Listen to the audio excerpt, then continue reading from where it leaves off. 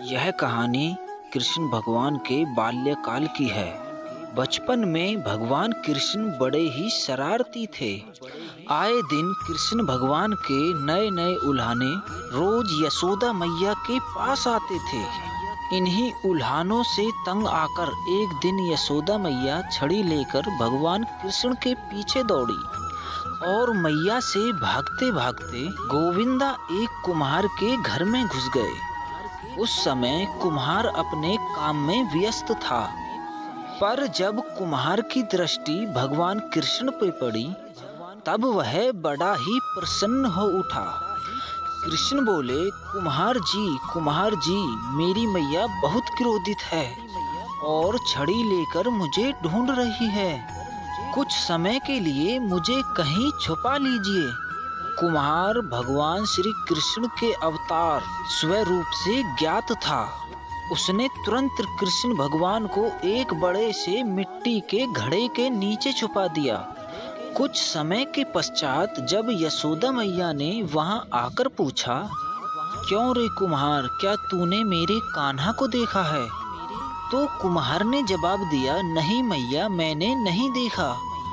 कुम्हार और यशोदा मैया के बीच में हो रही बातचीत को कृष्ण भगवान बड़े ध्यान से सुन रहे थे। फिर जब माता यशोदा वहां से चली गई तब कान्हा बोले, कुम्हार जी, यदि मेरी मैया यहाँ से चली गई हो तो मुझे इस घड़े से बाहर निकालिए। कुम्हार बोला, ऐसे नहीं निकालूंगा। भगवान, पहले आपको मुझे वचन देना होगा कि आप मुझे 84 लाख योनियों के बंधन से मुक्त कर देंगे। कुम्हार की बातें सुनकर कृष्ण भगवान थोड़े मुस्कुराए और बोले कि ठीक है, मैं तुम्हें वचन देता हूँ कि मैं तुम्हें 84 लाख योनियों के बंधन से मुक्ति दे दूंगा। अब तो बाहर निकालो। कुम्हार बोला, मुझे अकेले को नहीं महाप्रभु, मेरे पूरे परिवार को 84 लाख योनियों के बंधन से मुक्त करने का वचन दीजिए, तो ही मैं आपको घड़े से बाहर निकालूंगा। इस पर कृष्ण भगवान बोले, ठीक है भैया, मैं उन्हें भी 84 लाख योनियों के बंधन से मुक्त करने का वचन देता हूँ। अब तो बाहर निकाल दो। अब कुम्हार बोला, बस प्रभु जी, सिर्फ एक विनती और है, उसे पूरा करने का वचन देते हैं तो मैं तुम्हें घड़े से बाहर निकाल दूंगा। कृष्ण भगवान बोले कि अब वह भी बता दो।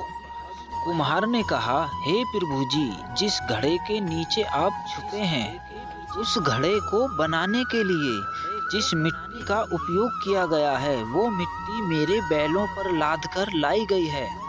आप मेरे उन बैलों को भी 84 लाख योनियों के बंधन से मुक्त करने का वचन दो।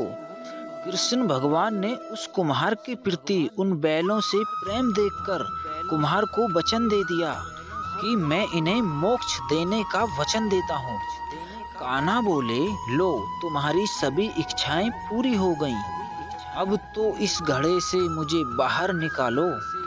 इस बार कुम्हार बोला, अभी नहीं भगवान, बस एक अंतिम इच्छा शेष रह गई और वो इच्छा यह है कि जो भी जीव हम दोनों के बीच हुई इस बातचीत को सुनेगा उसे भी आप इस जन्म और मृत्यु के चक्कर से मुक्त कर दोगे।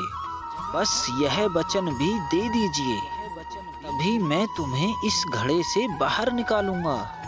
कुम्हार की सच्ची प्रेम भावना देखकर कृष्ण भगवान अति प्रसन्न हुए और उन्होंने कुम्हार को तथास्तु कह दिया।